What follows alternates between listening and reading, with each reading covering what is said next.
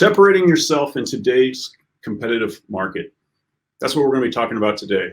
Hello, everybody. We're back with another Facebook Live event. I'm Chris Burnley, CEO of CoreFact, joined here by Chio, our Vice President of Creative Services, who is otherwise known as the designer to the star agents. Wow, that's a great introduction. And now, before we begin and getting into today's topic, I wanted to give an update as to what we're seeing in the marketplace. I think this is going to help frame our discussion, give us some insights into what we might expect to see through 2020. And so I'm going to show you some quotes from some key economic people that are in the industry to give an understanding of how to frame this particular conversation. All right. So I hope everybody can see my screen, and I'm going to read these as well. So while we are seeing near-term positive market conditions with a 50-year low for the unemployment rate and increased wage growth, we're still seeing underbuilding due to supply-side constraints like labor and land availability. Higher development costs are hurting affordability and dampening more robust construction growth. That's from Robert Dietz, the chief economist from the National Association of Home Builders. If current trends hold, then slower means healthier and smaller means more affordable. Yes, we expect a slower market than we've become accustomed to the last few years, but don't mistake this for a buyer-friendly environment. Consumers will continue to absorb available inventory, and the market will remain competitive in much of the country. That's from Skylar Olson, Director of Economic Research at Zillow. And then housing remains a solid foundation for the U.S. economy growing into 2020. Although economic output is expected to soften, influenced by a cloud of uncertainty in the global outlook, business investment and trade, real estate fundamentals remain entangled in a lattice of continuing demand, tight supply, and disciplined financial underwriting. Accordingly, 2020 will prove to be the most challenging year for buyers, not because of what they can afford, but rather what they can find. That's from George Radu, Senior Economist at Realtor.com. And then the last one is, for the last few years, the lack of inventory has constrained the pace of home sales and increased the rate of home price growth, leading to affordability challenges across the country. November's strong monthly and annual gains indicate that potential home buyers next year will have more properties to choose from, and the continued increase in permits indicates that the pace of construction should stay strong in early 20. That's Mark Frantoni, Chief Economist, Mortgage Bankers Association. And the last, we'll do one more. While the economy is in a sweet spot, improvements in housing market sales volume will be modest heading into next year, simply due to the lack of available inventory. The demand is clearly not being met for entry-level millennials and trade-up Generation X home buyers. If there was ever more inventory of unsold homes for buyers to choose from, home sales would be rising at a faster rate. Sam Kajatier, Chief Economist at Freddie Mac. And then the consensus at the Forecast Summit was that mortgage rates may rise, but only incrementally. I expect to see home price affordability improvements too. This year, we witnessed housing costs grow faster than income, but the expectation is for prices to settle at a more reasonable level in the coming year, in line with the average hourly wage growth of 3% on a year-over-year basis. Lawrence Yum, Chief Economist, NAR. All right, so we're going to jump out of that, and I'm going to take this off my screen. All right, so, I think if we were to summarize what all of those different quotes said, is that, we're in a low inventory market. There just aren't enough new housing starts to really make a difference to grow that inventory. So it's expected to continue. It's going to be difficult for buyers to find inventory in 2020, even if the economy softens a bit, right? And price growth may slow a little bit while low inventory continues. So it really means that, sellers are on the fence. They're not selling, and a lot of that may be due to the low inventory situation, whereby they don't have anywhere to go. Right. So we're going to talk about some of these things today. We're also going to talk about how it's still a seller's market just because of this low inventory situation. And so, Chio, that kind of brings us to our topics today. We're going to talk a little bit about how to create inventory in a low inventory market, how agents really need to separate themselves more than ever. And last, we're going to look at the marketing product, the Just Sold Postcards, and how they can be used in a low inventory market. Yeah. So, over the last couple of months, Chio and I have been out meeting with agents and talking to them about their business, what they're doing to handle some of this. And I think now we can talk about some of the things we found. And also, before we do that, we have a poll online. And if you guys want to take it, it'll take just a minute. We'll pop it up on your screen and go from there.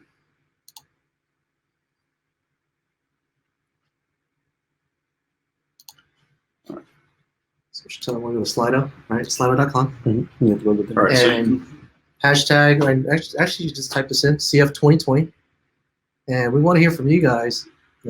What do you think with regards to how do you deal with that inventory, right? So anyways, first, let me just kick off by saying, while you guys are entering all this information, happy belated 2020, man. Yeah. I'm pretty excited about this new year, but also a new decade, and just reflecting back on kind of like with marketing, what actually worked and what didn't work last year. And this is a great time for us to just kind of take a step back, look at our marketing saying, hey, how do we make a difference with our marketing this year going into next year? So anyways, I would love to hear from you guys who are entering, what your marketing plan is when it comes to dealing with inventory.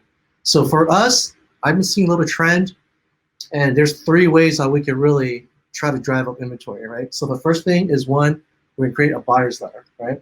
The second thing is a seller's letter. And the third thing is a letter for your sphere of influence. So I have a couple examples here. I wanted to show everyone. First one I'm going to show you is pretty much what you would see when it comes to dealing with inventory and basically saying, hey, I have buyers. I work with a lot of buyers. I work with families that are trying to move into a particular neighborhood, right? Buyers that are pretty much pre-qualified, ready to go, and really just ready to make that move. So here, before you do that though, because they're not going to see that. They're doing the Slido. Let's give them a few more minutes there. Okay. So the first question on Slido, for those of you that are there, and this is the first time we're trying this, we'll see how well this goes. How do you plan to change your marketing to deal with a low inventory market?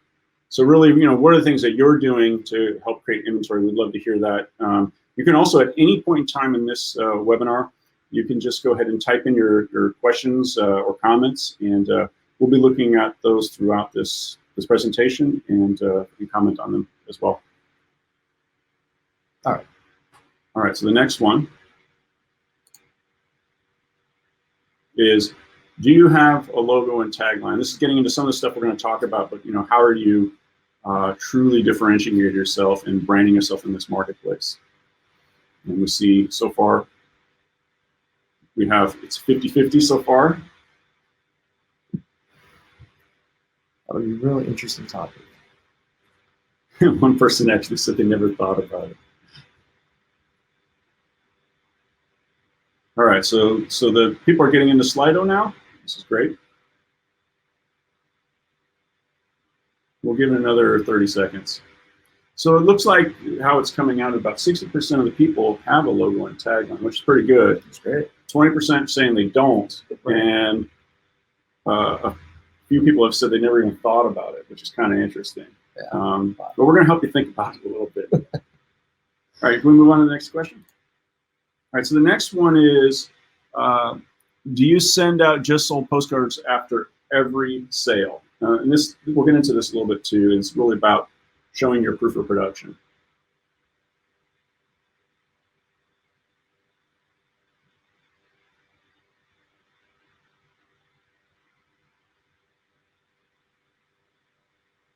Wow, all right, so looks like as the results are coming in, we're about 80% say yes. We've got 20% that haven't really considered it, and nobody has said no yet.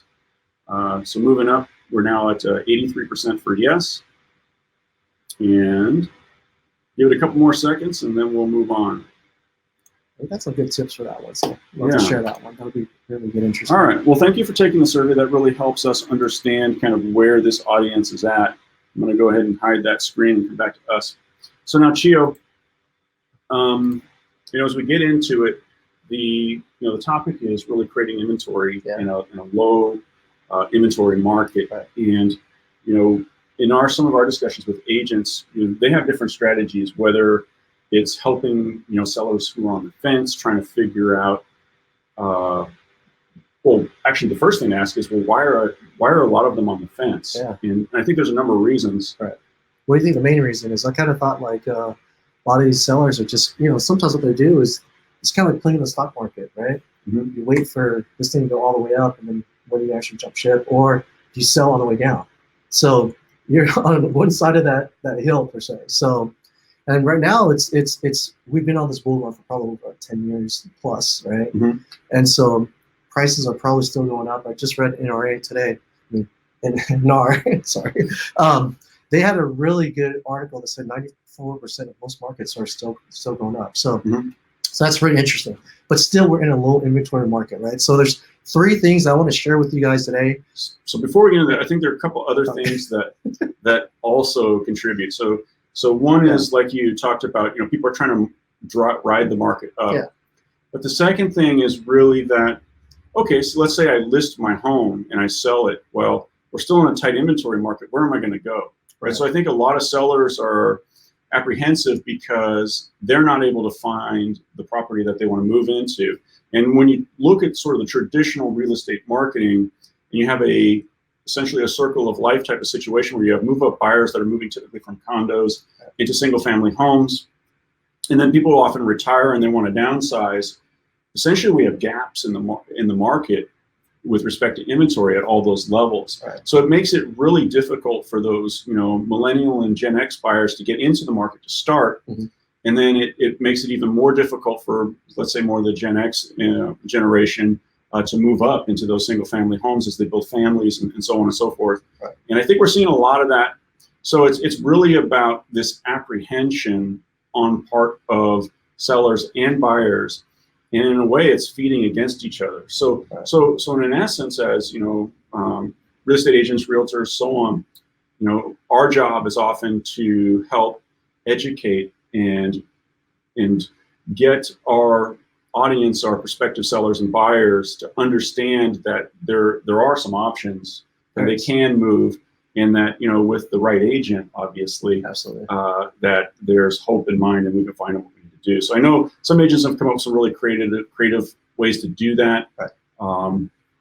But I know you wanted to get into your 3 topics. So let's jump into that. Yeah. So there's first of all, there's many ways to really create more inventory, right? There's a scarcity right now. A lot of times what we try to do is get the people who are on the fence to make that move, right? Mm-hmm. So there's 3 ways to do it. So 1, we're going to create a buyer's letter. Okay. I want to show an example of this. 2, a seller's letter. What does that mean? Look at your past year, and we're going to mark it to the most, to all your listings, all your sales guys, all your sellers. We're going to send them pretty much a thank you card before my business. Mm-hmm. And then we're going to mail a letter to your sphere. So your whole entire sphere, your past clients, things like that. So that's more of a referral type letter? It is, but it details some of the services that we cover overall. So not just, hey, I want to sell this house, but also maybe we might deal with things like multi-units and things like that. So I'll be able to show some examples right now. So, and by the way, we'll make a lot of these things available on the Facebook group, so you can actually read them for yourself and maybe come up with your own ideas after this presentation. All right, so check this out. So you guys, I want to kind of share this with you guys. I'm not sure if you guys can see this pretty good. All right. Branded envelope, right? And pretty much we're going to have this note card, a really nice branded note card, okay? And we're going to have this. Check out the handwriting on here, right? This is all computer generated, dynamic, smart fonts on here. What I love about this stuff is it looks so real. It looks like someone actually wrote this thing, so it looks real genuine, right?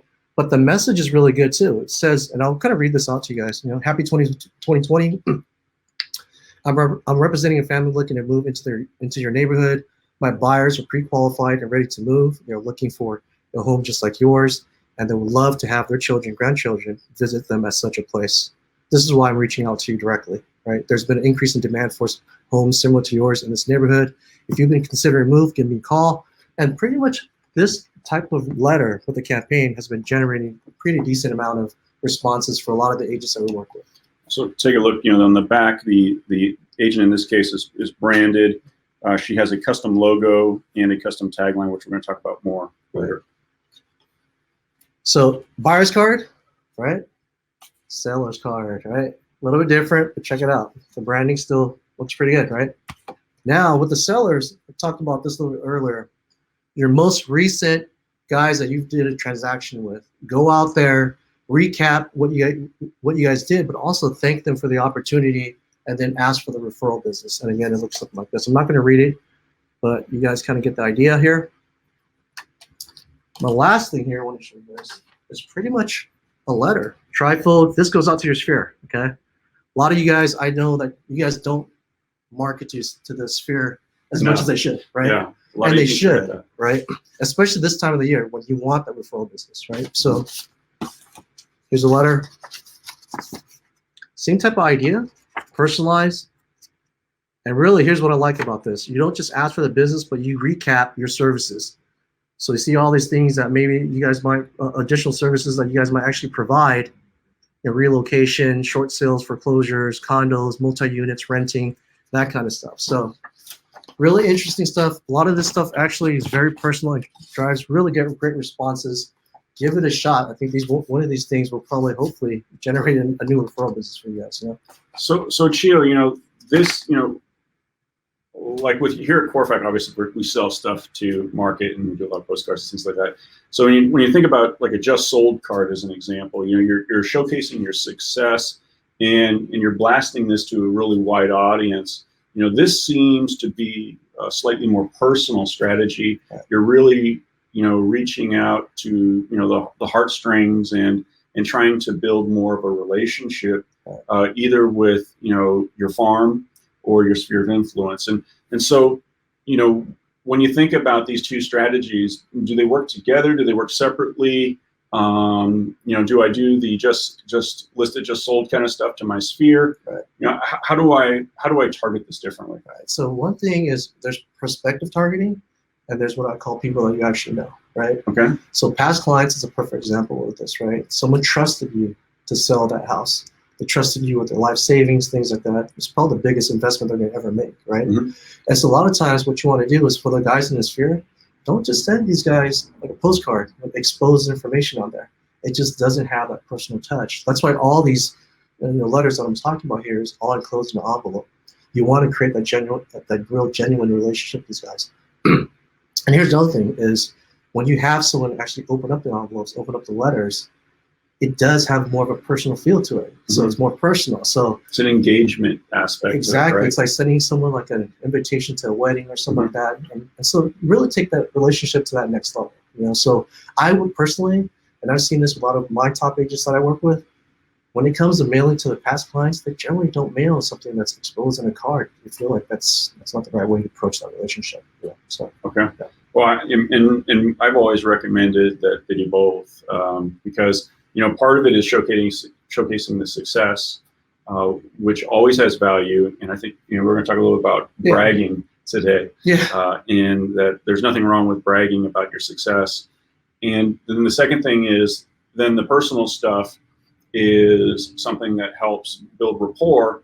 And then ultimately, when you do something like this, a really good next step is to follow up with a phone call. And maybe this is not something you do monthly. Maybe it's something you do quarterly or every 6 months. But the idea being that a lot of agents I talk to, one of the hardest things they do is they want a reason to reach out to their past clients, and for get over it, right? Just call them. Anybody I mean, acquaintances, colleagues, people you've worked with when you weren't in the real estate industry, family, friends, and all that. Call them. Everybody loves that personal engagement, and even if you're leaving them a voicemail. And I think what these types of products do, and you can handwrite these yourself, make them yourself, or you can order them from CoreFac or from somebody else. They give you a good reason to reach out. And I think what Chio said is, you're not just showcasing just what you've done, but what you can do. Maybe you do 1031 exchanges, for instance, and a lot of your past clients, friends, and family don't know that, or they know of somebody that is in a situation that they need help with. They have a rental property is 1031, and they need to do something with it, or they're going to upgrade it, whatever. Absolutely. And by just letting them know, all of a sudden you've exposed, a broader set of your marketing and sales capabilities. So I think it's a really powerful. It is, because when you think about the whole idea of someone that you just help sell a house to or help someone buy a house, they're pretty much, there's a good chance they're going to be buying a second property or third property. They're really now investors when you think about the whole situation, right? Okay. So, yeah, and just going back, I would definitely send out like Just Sold cards. I'm just thinking strategically wise, if I want to get across a very specific message about promoting my services, that would be probably more of an envelope. But I wouldn't go away from not sending someone a Just Sold card. You should definitely do that. So. Okay, so we talked a little bit about some of these strategies of going after sphere of influence, and today we really had 3 basic areas we wanted to touch on. The first one was creating inventory in a low inventory market. The second one is really, how do you separate yourself out?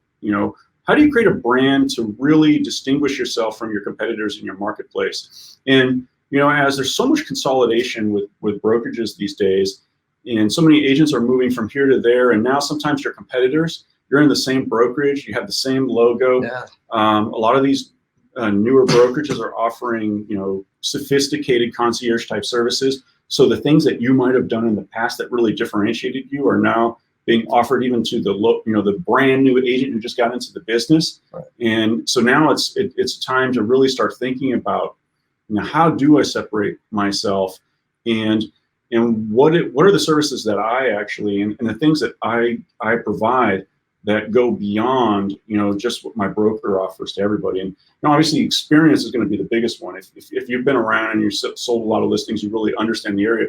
That's the biggest thing, and in my mind, that's what I really want to share. Yeah.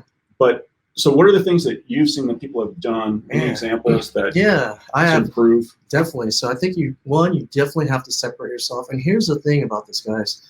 I really want to talk about this because this past year was probably the most disruption that I've ever seen in a long time. Meaning that I've seen more movement with agents joining other brokerages. It's a great thing for us because that forces them to really market and rebrand themselves, right? So, but another thing too is it gets them excited again about marketing again. Yeah. Anytime when you make a different move, you feel like, hey, I got a refreshed brand. The confidence is there. I want to show my new brokers that I'm able to produce. They have all these little things in mind that's going on in their head. And some of the things I want to really hash down with them is, one, make sure you have a logo, right? And here's the thing. I work with so many agents, they all have their own logo. The problem sometimes, they like the blue, right? But their brokerage is red, for example, okay? Mm-hmm. So make sure your stuff is consistent. Don't be that guy that has like the logo where it's not dynamic enough, where it's just like, hey, it's a blue logo. My brokerage is blue, but then I got green. You know, it just makes the marketing piece look just not uniform, right? Sure. The second thing, when you guys market yourself, and when we talk about deadlines, right? I mean, taglines, you could say things like, experience, dedication, results. It's a very general type of a tagline, right? Matter of fact, integrity, I say that one all the time. It's always out there, right? I'm not saying you don't have something like that. You should. That should be like your umbrella type of a tagline. But when you're very strategic about your marketing, you want to drill into a particular neighborhood, make sure you put that name in your tagline. Say things like, hey, I'm your Silver Creek specialist since 2010, whatever that is, because you have to create an affiliation with that tagline to the people you market with in that particular farm area, right? For the 1031 specialist, if that's your niche, or whatever it may be. Right. So I'll share you a quick story. This is a very interesting story. I had 2 agents from the same brokerage, and what was really funny about this was one agent had a tagline that said, hey, I'm the Silver Creek specialist, for example, okay? So that weekend at an open house, and the agent that showed up for the open house and was hosting the open house didn't have that tagline. And so a lot of people came up to her and they said, hey, it's great to meet you, but where's your partner? I know your partner's a specialist in this neighborhood. So it's really funny because what happened was they ended up changing that tagline, or actually they kept the tagline, but they bubbled up the tagline at a team level.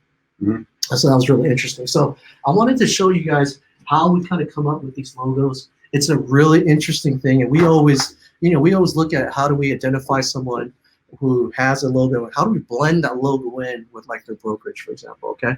So I'm gonna show you a couple logo variations here. Which ones you look at? Try turning it inwards. Right. So Other like way. Other way.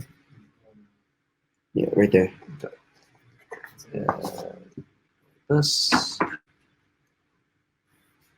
Yeah, it's hard because we have two cameras here.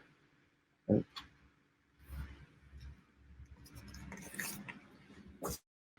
Chio just dropped all his logos.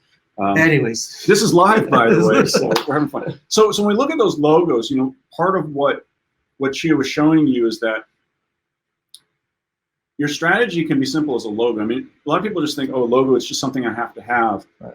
But what the logo does is, as you're sending out your mailers, your letters, and so on and so forth, every single one of those touches is reinforcing with your prospects, your sphere, some kind of image and memory of you. So with that tagline, for instance, in the case that he brought up, the Silver Creek specialist, that's something that eventually gets imprinted on the brain. Right. And in the case that he talked about, the realtor hosting the open house, and they thought she was working for her partner, the other partner who happened to be at the same brokerage.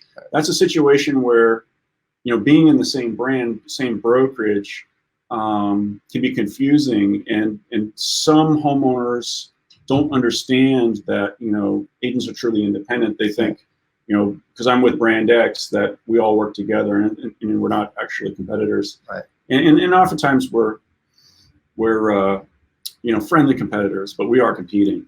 So bubbling that up to actually be able to share sort of what your strategic vision is, and what your strategic offering is a key thing. And that's something easily done. You know, you can use us to do that. You can try to get it done on the cheap, or you can find, you know, a bunch of designers out there that can put together a good logo for you. But I think the first thing to really think about is that strategy and what it says. You know, if you look at all the major brands out there, they have taglines, and I'll bet you if you chose any major brand, you could probably just recite their tagline, and that's the power of brand, and that's what you want to have to start with your logo. Right. So what else do we have, Chio?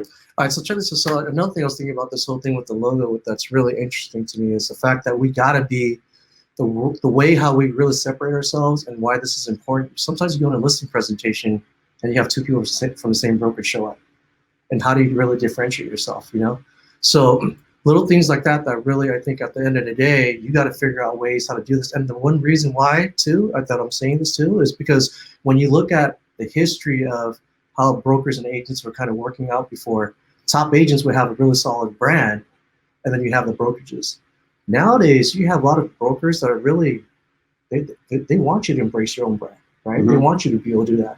And that's why you're seeing more combinations of, you know, their logo along with the brokerage logo side by side. Right. A lot of agents are really trying to, a lot of brokers are really trying to promote that a lot more. So brokers, instead of trying to dominate the brand and it's all about us, it's now a co-marketing opportunity for them, and they're opening their minds up to that possibility. Right. Exactly. And so if you're in a co-branded type of situation, you know, obviously the marketing is a little different, and the broker has a value proposition, and then you have a proposition, or your team has a proposition. Right. And how can we think about that more holistically so we get more value out of it? Right. Okay, good point. All right, so let's jump into that next one, man. Okay, what excellent. is this? And by the way, if anybody has any questions, you can just type them in at any time, and or comments, and we'll try to answer those towards the end. Yeah, definitely. So what was our last one here? We'll talk about the Just Solds for a little bit. Okay. And I got an example of a Just Sold that I really kind of like. Even it's from the same agent, but I love how the fact that even today, because of the scarcity of getting a listing and actually selling it, mm-hmm. you have to send out Just Sold cards around this time of the year. Don't, you know, in the summertime, you're gonna have a lot of people sending out Just Sold cards, but around this time of the year when inventory is low, it's time to brag. You know, it's time to really step it up and really brag about this, right? I love this agent's card. One reason why I love this card, and she puts a really emotional attachment to this thing, is she has this thing right here where she calls it. Can I turn it sideways? Yeah. If you would, 'cause that's So I'm sure for this side. washing out. Yeah. Show it from there. Not sure if I can see it from there. And she has this corner area that I really like. That she says it's from my side. And so from my side, she basically tells a story, has an emotional attachment. It talks about pretty much what happened during the sales process. We have a tendency as like for a lot of agents to do something like this when it just sold, right? We'll say something like this: sold over asking price, right? Within 2 weeks with multiple offers. To the homeowner, that's great news, right? Yeah, and we do recommend doing that, by the way. We should do that. But the only thing is, what does that mean though? What does that mean? How many offers did you get? Yes. You know, how much did you sell this thing over asking price?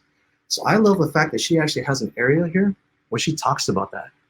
She literally says, I had 8 offers, 2 cash offers, 60K over asking. And those are the type of things that really, I think, create reputation, create integrity, really define your services of who you are and what type of services you can actually provide, but actually show your success. So here's another thing I really love too. This is, and if you guys think about Zillow as a Zillow agent for a Premier agent or a Zillow agent that's being marketed, they have things that talk about local knowledge, responsiveness, negotiation skills. She puts all this stuff on here. See that? Yeah. And that gets back to, if you specialize in a particular area, let people know. Let people know. Here's the thing. And the more specific you can be, sometimes the better. Right. So this is marketing, right? We have to market services. We have to market an agent. We have to help agents market a property. Along the way, we've got to create that reputation. And so these are little tidbits here that's really interesting for you guys to kind of take a look at. It's something that I would love to see a lot more people start implementing in the Just Solds. And if it's a really good sale, why not go in detail about that sale? So, yeah. And the other thing, when we talk about, there were multiple buyers, even breaking that down just a little bit for, the potential sellers that, hey, I had eight offers on this property. That means I have 7 potential buyers looking for another property in the same neighborhood. Right. And just being a little bit more specific about that really drives in that, hey, this is a really good time to sell. Right. And the other thing that I often recommend with Just Sold Postcards, so we talked about there's like 7 to 8 things that you want to try to add to every Just Sold postcard. And in particular, it's going to depend on how successful the sale was. So number 1 is if their sales price was higher than the list price, obviously you want to show the percentage of that. You're going to want to show, the number of days on market if it was, significant. So if you sold it in 2 to 3 weeks or, maybe less than 45 days, obviously you're going to want to show that. The how many offers did we get? And I really liked what she did, where she gave a little bit more detail. I don't think she disclosed anything that was private, but what it did do is give a little more insight into just how powerful this particular transaction was. Right. And then tell them there are more buyers looking for your home, and you know what? I myself, as the agent who just sold that other property, come talk to me because I have the relationship with them. Right. And then we always say, generally utilize a home value estimate feature in your postcards. It's just a way to drive them online to maybe capture some more of those leads, create more value. And then if you have a single property website, you're gonna want to showcase that too. That allows them to share in the success of that property. They can actually go online and see, okay, well that one sold for X, in this case 60,000 over asking. What did that property look like? How does it compare to mine? And that allows you to maybe talk about some of those services you offer and how you can expose the property so your property, which you don't think is quite up to that level, say that other property, can be there. And that's where those concierge services come in. And then finally, this is the most important thing of all. You always have to have a clear call to action. You have to ask them to do something, to call you, to go to your website, to do something. Otherwise, it's like, okay, really cool, boom, put it aside. That simple last piece sometimes means the difference between that phone call or, that card going in the pile somewhere and forgotten about. And I always ask, if you're going to have a call to action, have some immediate ness to it so that they're going to do it now. Yeah, create some urgency behind it. Right. And as for the business, now's the time to ask. Don't be so passive. Don't say, hey, call me for free market analysis. Just say, hey, I'm going to help you sell your home for top price, at the best price possible at the fastest time. I see a lot of people do something like this too, real quick, about how to, when it comes to just like marketing language, right? For example, I keep on telling people just don't say things like, hey, I just sold this in 13 days or 14 days or 17 days. Just say, hey, I sold this in 2 weeks. 2 weeks, just some minor tweaks like that, saying something like 2 weeks to 14 days, big difference. Yeah, because it's just mentally, if you think about it, the number 2 is smaller than 13. Right. And it's these subtle things that, consciously we don't recognize, but they do impact our brain and cause us to say, wow. Right. So those are some really interesting stuff. I mean, a lot of times when it comes to those Just Sold cards, hopefully you guys are doing a lot more with it. Like I said, this year is really a year for us, I think, to really reflect back and see what we could do on some of the marketing pieces, how we can make it look a little bit better. And right now, during this time of the year, when it's the beginning of the year, we're riding that bell curve going up. Mm-hmm. It's better to try a lot of these techniques out right now. So yeah, I mean, if you think about what's going on now, people are starting to really think about that spring selling season. They're thinking about how to prepare the home. Now's the time to do it if you really want to sell and get into a new home in time for the new school year. So this is where it all begins. We were in January, we had a little bit of it, but this is where we see, that acceleration, the curve going up. Right. So we're about 36 minutes in. Our goal has been to keep these conversations kind of short and light, but to give you some value. We're not really here to pitch you on Core Factor or anything. So obviously, we'd love you to do business with us. But if you have any questions for us, type them in now. We'll try to get through those, and also, tell you about some of the things we're going to be doing next. So, do we have any questions, Margo? All right, let me pull up my. Okay, so I have one question. It says, if I haven't sold anything recently, what can I do instead of a Just Sold postcard? It's time to start farming. So no, seriously, I think the first thing is if you don't have any inventory right now, you don't have any listings, I think one of the best cards to send out is things like a market update, market report. The other thing is maybe some sort of like a seller's tip or something like that, where we help educate homeowners, let them know that you're a real estate expert. What I mean by that is send out a card and let them know why curb appeal is really important when it comes to selling a house, little things like that. So there's ways that we could do that. Another thing too is around this time of year, show your proof of production from last year. Highlight some of these sales from last year. Have a portfolio of what you've sold, things like that. So I like that. Here's one. Let me see if I can share this. Someone says, "Pitch me on Core Factor." All right. So look, we're not in the hard selling business here, but the advantage of using Core Factor is we have, I don't even know what the count is now, about 220,000 agents that have signed up and use our online design services and stuff.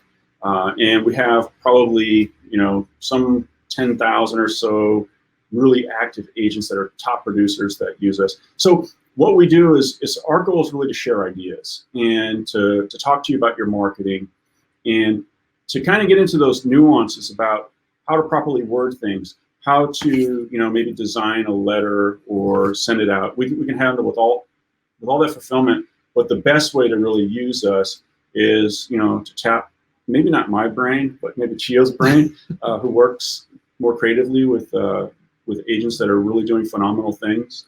And so if you do want to do that, we'll send out a link. You can actually schedule 30 minutes with Chio. There's no cost. We'll talk about your marketing, your branding, give you some ideas. And if you choose to use us, great. If you don't, if you got a great vendor that you're working with now, that's fine too. We're here supporting the real estate industry. We really understand the business. We've been doing it all. For me, most of my lifetime, my family was in real estate. She has been doing it for over 20 years. And a lot of the other folks here are like that too. So oftentimes the most valuable thing you can do on your marketing side, in my opinion, is to sit down with somebody who's seen a lot of situations and just brainstorm. Right? You should always be working on your business. You should be talking to your colleagues, your peers. You should join mastermind groups, because what happens is over time you tweak, one or two little things, and those one or two little things can mean the difference between that phone call or somebody taking your product and putting it on the side. the one or two little things that you do at your open house to really stand out to the neighbors. And you know what? The knowledge is out there. It's all free. It's just about engaging and critically thinking deeply about how you want to grow your business. What's your strategy going to be in 2020 and beyond? And then having partners to help you fulfill that. And that's ultimately what we do. Somebody says send the link. We'll do it. Michael, can you set up a Calendly link? Yeah, and also the thing too is just how do we share more insight with everyone? Because we work with so many top agents. We've seen stuff that works and stuff that just doesn't work at all. So the little things that we could do and kind of create more of a dialogue to really talk about strategies. Like sometimes people say, hey, I have a marketing plan, and my plan is to send out just listed cards or just sold cards, but that's a very high level plan. How do we drill in and say, hey, what's the frequency like? Are you going after a new farm? Are you partnering up with someone? Is it a mortgage person? Is it another agent? So all these little things come into play. Are you now representing a new brokerage? What are all those little things? Right. And then if you can drill it down even further, it's kind of like, have you marketed this area before? Are you consistent? What's your competitors like in this area? What's the turnover? So you have all these little questions going in your mind, and it can't just be, hey, it's a just listed card, so or just sold card or a campaign, something like that. So the other thing I think that we're more than happy to tell you is that you also got to be realistic. I know a lot of shiny pennies out there people are chasing, and Corfac, we primarily sell direct mail, listing packages and things like that. Right. And what is realistic to actually achieve success? And it's often not you're going to get something a month, one or two. This is something that you need to really invest in. When you think about your marketing, it's a long-term strategy. It's 18 months, 2 years, it's 5 years. It's how am I going to sell my business when I retire? Am I creating a brand that's going to be transferable, or is it basically it's gone with me? So I think a lot of these things are what we talk about. We got a couple other questions. So somebody here says, hello, sir. Met in Vegas with Sync, ready to jump in again with a mailing a home value, seller lead gen. Please have someone reach out to me. We'll do that. For those of you that are part of other marketing programs like Sync or Boomtown or one of those are often great tools. They're often team-oriented tools. And then we can help you even refine, because those tools are often generally focused around websites, Facebook advertising, and driving the follow-ups, the prospects in on that side. But yeah, how do you follow up? What is my toolkit going to be? What's my listing presentation going to be? And that's where we might help you there. So yeah, we'll give you a call. Someone asked about this. What can I do? They just call us. So somebody asked about where can you get these kind of note cards. You can just reach out to us. We're going to leave some links, and we'll send an email after this or post to the Facebook, and you can follow up and we'll help you out. Someone says lead capture is great, but I'm trying to get more leads that can me directly. I'm guessing they call me directly. Yeah, this is a situation where we're not going to be able to get too deep here. Maybe we'll make this another webinar. But really utilizing open houses, community events where you can actually physically interact with people. That's usually what I say. Lead generation is the building of your marketing, your brand, to get them ready to contact you. And then there are a lot of other opportunities you can do to door knocking and things like that actually create the physical contact where you've already established rapport to help close that deal. Maybe we'll bring that up in a more personalization too. Oh, yeah, absolutely.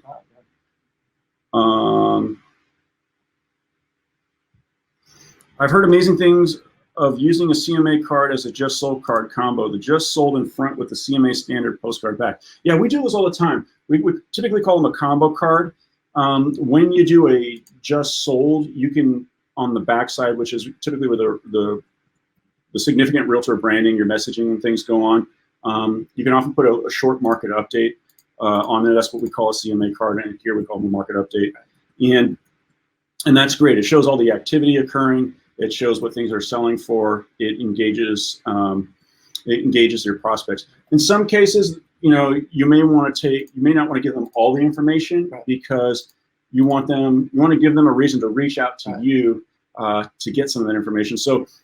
But change the call to action too. So our system might present a call to action, Mhm. but we have tons of call to actions where we actually research and we came up with some call to actions. For those of you who are going to email us and things like that, I'll share these CTAs with you guys. So that way, I think I have like a top 10 list of my CTAs and stuff like that. So we're going to share that back. All right. Well, excellent. We're now at 45 minutes. So we're going to wrap this up. We really enjoyed and really appreciate, we know how valuable your time is, and we really hope that this was valuable to you. We're here. I'm Chris at corefect.com. It's Chio at corefect.com, CHIO at corefect.com. And we'll put some additional links up on the Facebook page to reach out to us, and we're happy to share any marketing ideas, materials, and concepts that we have with you. I want to thank you again, and we look forward to seeing you back in about 2 weeks. Let's connect. All right. Have a great day. Call us. We can help you.